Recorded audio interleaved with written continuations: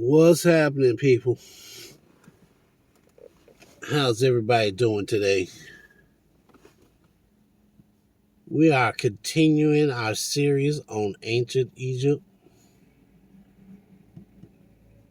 Our presenter is Professor Bob Breyer.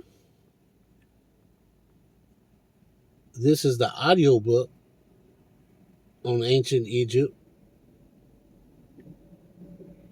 and it's been distributed by Great Courses.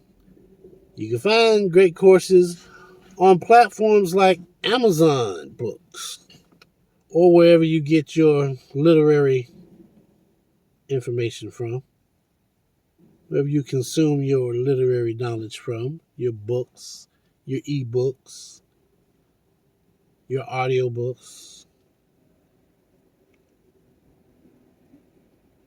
Now, where were we?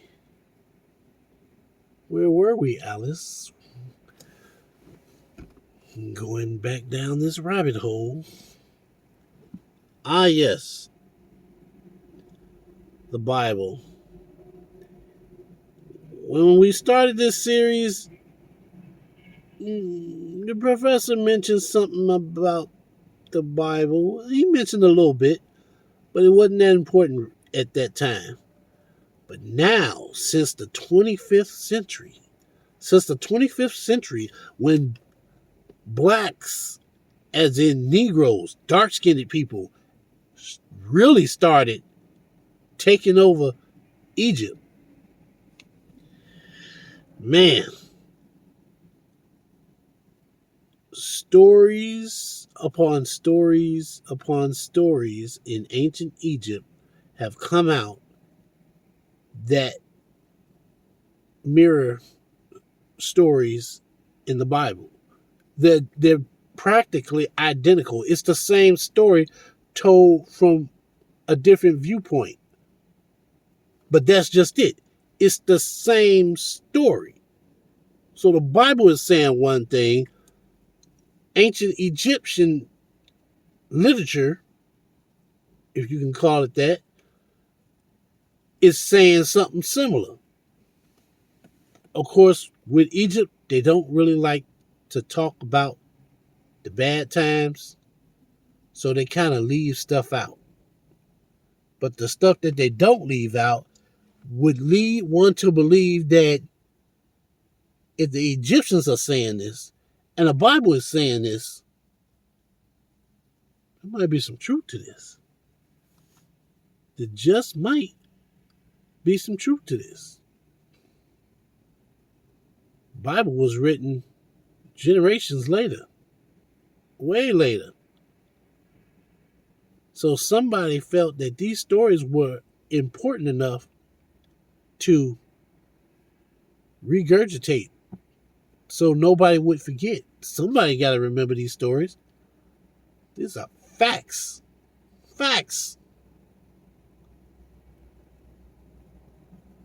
You go to school, you learn 2 + 2. Guess what? When you grow up and have kids, they're going to go to school and they're going to learn 2 + 2. And we keep teaching kids 2 + 2. And we keep, because it's a fact. It's a mathematical fact that all people should know. So based on that knowledge, based on that perspective, the Bible is real.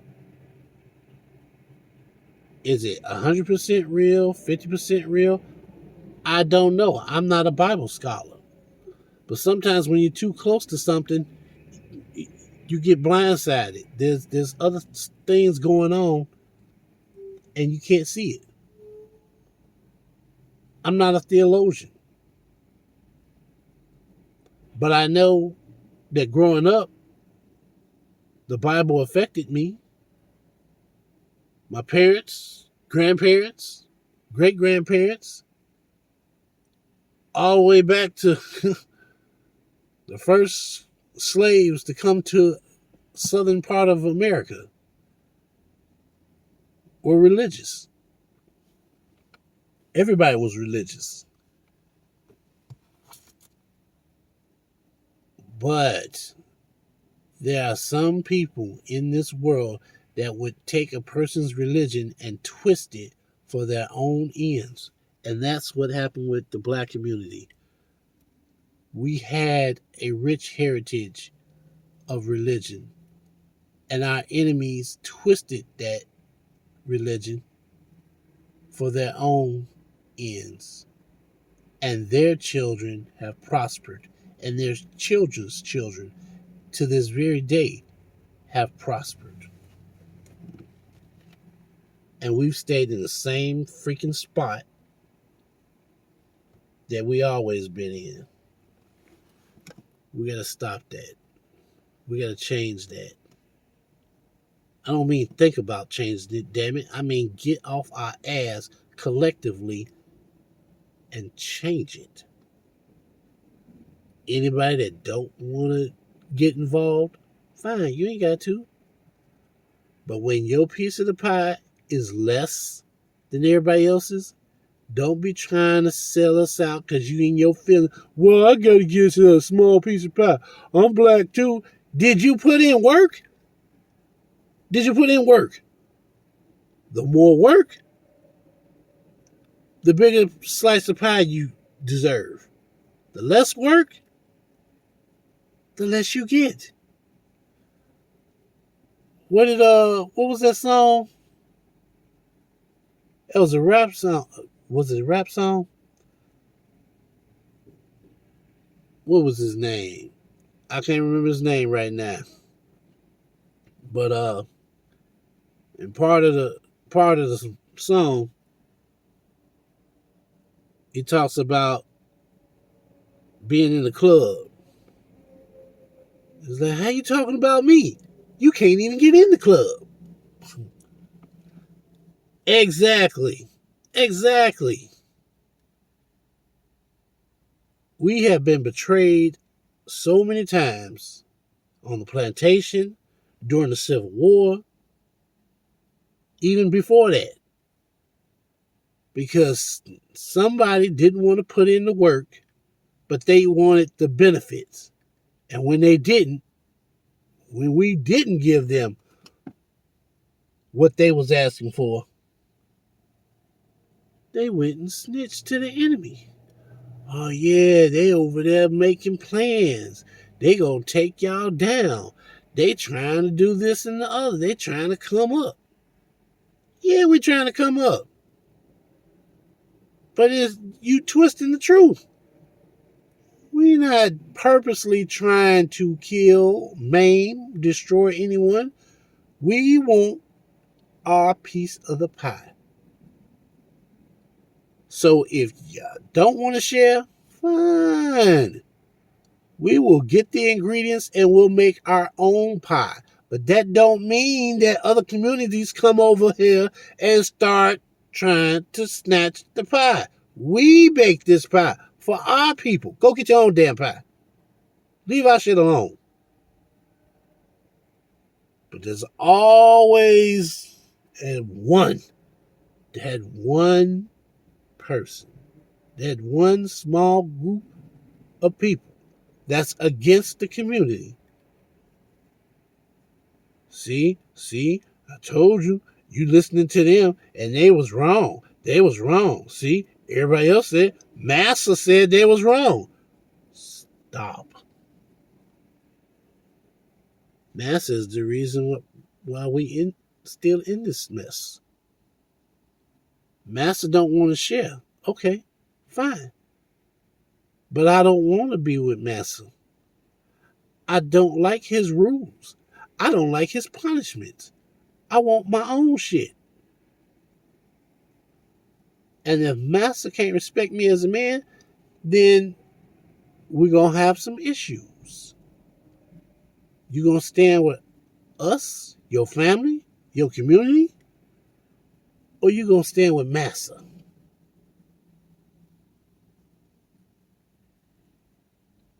Malcolm X, the older I get, I have a more of appreciation for Malcolm X than ever. And as a child, it was always about Booker T. Washington and Martin Luther King. Yeah, they kind of mentioned Malcolm X, but they wasn't really. They was pushing Martin Luther King. It was always pushing Martin Luther King. But like I said, as I got older and I started reading and listening to other people talk about other great black people, like there's more to black culture than Martin Luther King. There's more than W.E.B. Du Bois. There's more than Booker T. Washington. Frederick Jackson. My bad.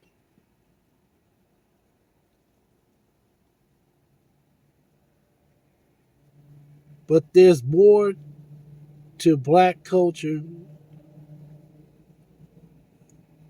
than the few black people that we were always taught about. And then the so-called rebels, the ones that they call rebels, the ones that was going to stir up the people and cause problems. We'll mention them, but we're not going to really get engaged in learning about them. We'll mention them just to let you know, yeah, Martin Luther King ain't the only one. Frederick Douglass ain't the only one. But they downplayed the importance that these other black people had in our culture.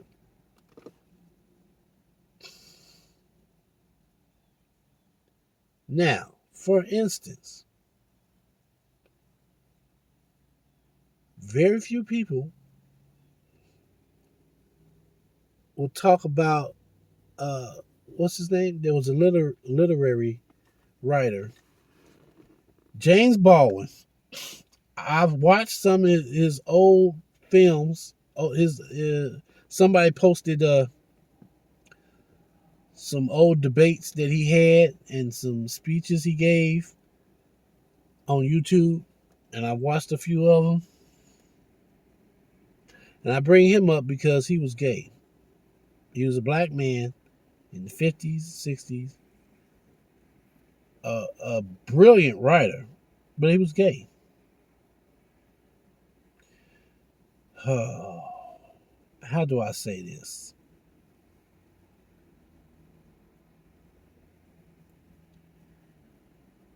He never, from what I could see on film,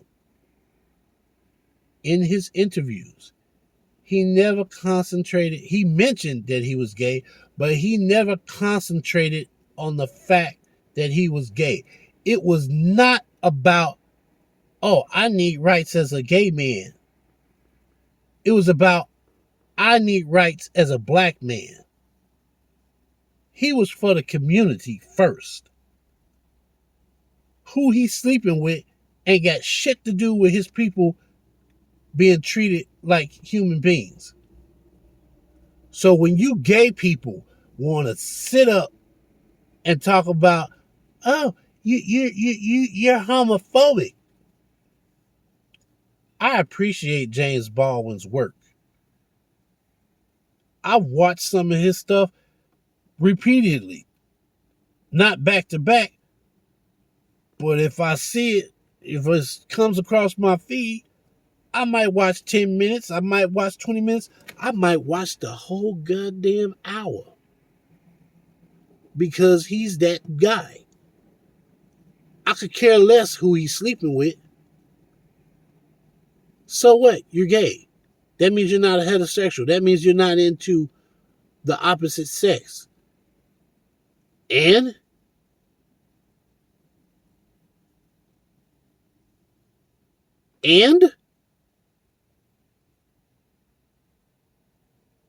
he was for his people. He said this himself. So all this BS that people be spewing Oh, you're homophobic. You're homophobic. No, no. You're just an ignorant ass, stupid individual who just happens to be gay.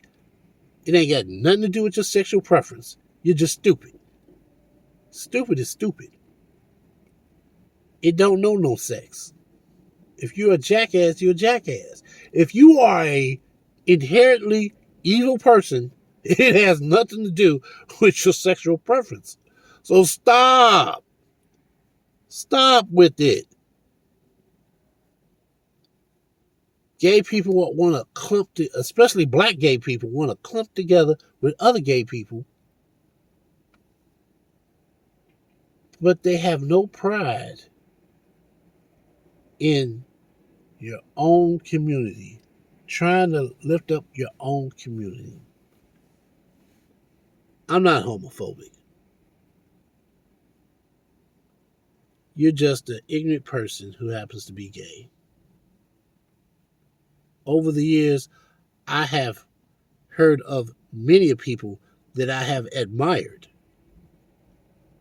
and found out they were gay. And I'm like, damn, why the hell is it got to be gay? And it wasn't until high school, right after high school, I had lost touch with some family members. And when I got back in contact with them, I found out that one of them was gay. I guess he was always gay. He's gay for a very long time. But he wasn't on that crap, oh, let me get a sex change and become a woman. No, no. I remember him being a very strong-minded person. If he believed something, he believed it until you can prove to him why he shouldn't believe it. But it had nothing to do with his sexuality. So when I finally seen him, after years and years, what's up, brother? How you been? Gave him a hug and we chatted it up. Just like two relatives that haven't seen each other for a while. I didn't shy away from him because he was gay. Oh, is he going to feel on my butt? Is he going to try to get a little extra close? No, that's my cousin, man. And from a religious standpoint, I ain't no choir boy. So how I look condemning him for being gay? I ain't exactly Jesus. Don't the Bible say he who avoideth sin cast the first stone? Wasn't that what Jesus was about? Letting people know that, hey, unless you are void of sin, unless you've never ever committed a sin against your fellow man, against God, unless you're void of all sin, who are you to condemn somebody for sinning? You didn't all sin. I read a part in the Bible once, and it said, let me see if I can remember. I don't have a Bible with me. Wasn't planning on going down this road. But the question was asked to Jesus, out of the 10 Commandments, what was the most important ones that we should observe? And there were other questions that were asked. And what I took away from that section, that verses, Jesus was saying, above all else, love God with all your heart and love thy neighbor as you love thyself. Most white people would consider this, oh, well, when you say my neighbor, you mean other white people. No, that's not what that means. Your neighbor. Love thy neighbor as you love yourself. Treat other people the way you want to be treated. Because you never know when karma will come. Oh, did I use that term? You never know when karma will come and even the score. That's not exactly true. That's not. I'll take that back. You never know when karma will come to get even. And the reason why I reworded that, because a lot of people think when karma hits that, it's eye for an eye, tooth for a tooth. No. No. See, karma isn't instant. You hit me today, I might not hit you back. 3 months from now, we in a scuffle, I might try to put you in a body bag. Is that fair? To the untrained eye, that would probably be unfair. Like, man, that was a vicious attack on that person. I know they screwed you over in the past, but dang, you didn't have to get at them like that. Well, see, that's the thing. I was innocent at the time. When they provoked me to violence, it was because at that earlier time, they had no qualms with me. They were bullying me. They were trying to take advantage of me. They were putting me in a situation that I didn't need to be in. So, in retaliation, all these months later, I put them in a situation they shouldn't be in. And that's where the payback comes. See, some people think, oh, well, it's supposed to be an eye for an eye. You going for the nose. You trying to chop off arms. But see, God gave me 2 eyes. So the fact that you trying to take one of my eyes away, that wasn't nice. So how would you like it if I take one of your arms away? It wasn't fair for you to do what you did to me. It wasn't fair for you to do what you did to my community. So in the same vein, in the same way that you attacked me, I'm going to attack you. You did what you wanted. You tried to take my eye. I'm going to do what I want. I'm going to try to get whatever body part I can get to. And if it's your arm, then it's your arm. Of course, some outside person will be like, oh, well, that was kind of vicious, wasn't it? He only took your eye. You still got one good eye. He ain't going to be able to move around like it. And he shouldn't attack me in the first place. He shouldn't have attacked me in the first place. He shouldn't have attacked my family, my people in the first place. And we wouldn't be in this situation.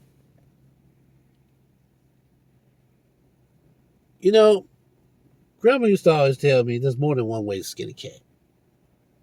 And what people don't understand is that black people don't necessarily have to commit violence upon another person to get even, to get back.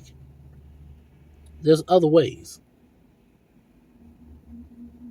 And I hope my community is listening. There are other ways. We don't have to keep resorting to violence. Violence should only be a last resort. Now, Back to what I was saying, because I'm gonna close the gap and bring it full circle. Back to what I was saying about prominent black people throughout history. During our time, Martin Luther King, the dream, being equal. And I always felt like, okay, if we really wanted to be equal, why didn't he didn't guide us in a way where we could rebuild our communities, create our own wealth? Reparations. Okay, that's all good and well, but no matter how much we fight for reparations, we still ain't getting it. We still ain't getting it. But then I came across some information.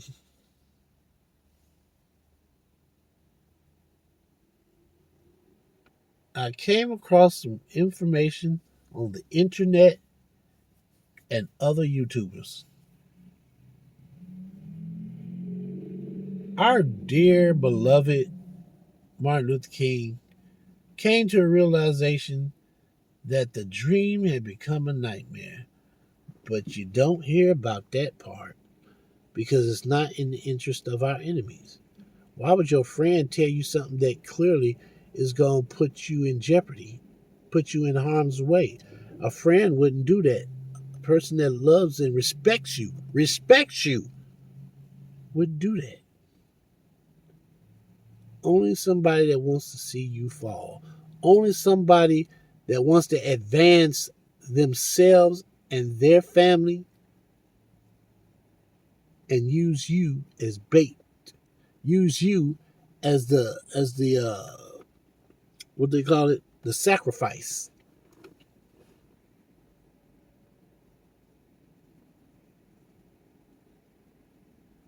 People that care about you wouldn't do that. They want to see you shine. People that care about you should want you to shine because the Bible clearly states, love your neighbor like you love yourself. Treat others the way you want to be treated. If you had potential to do something great, you would want somebody to help you shine.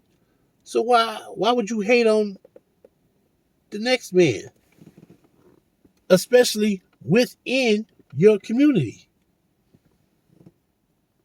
Within your community. So what do we do? How do we rebuild? Philosophically, educationally, we as a community need to start holding people accountable.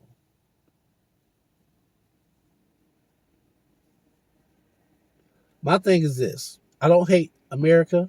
I'm disappointed in America. You claim to be the greatest country on earth. You're not. You're not. You might have the biggest guns, but you're not the greatest country on earth. No, no. Because you've allowed this country to you allowed the country to be built in such a manner as to bring in different communities, people from different backgrounds to make a whole. But you didn't smooth out the rough spots. You didn't smooth out the rough spots. You got a crack in the wall. You didn't put plaster on it. You just slapped the plaster on there, but you didn't smooth it out. You didn't smooth out the rough spot. before it dried up. So when you paint it, when you paint the wall, it's going to show. That blemish on that otherwise beautiful wall you just painted is going to show. Why? The United States of America. When I hear those words, the United States of America, a common set of laws for all citizens of the United States. Not Michigan does this, Florida does that. What the hell? Indiana does one thing, New Jersey does something different. Now, granted, weather systems are different in different parts of the country. Certain rules might be in place because the lifestyle in New Jersey might be different from the lifestyle in Oklahoma. So, some things are going to be different. But the principle, the basic principles that bind the country together should always be the same across all the territories, all 50 states, 51 states, however many states there are. Whether it's 13 or 50, it should be the same. It should be the same. And that doesn't mean, oh, well, if this state hates black people, then this other state should hate black people. United States of America also includes Negroes. It includes Negroes. So you can't be the United States of America minus Negroes.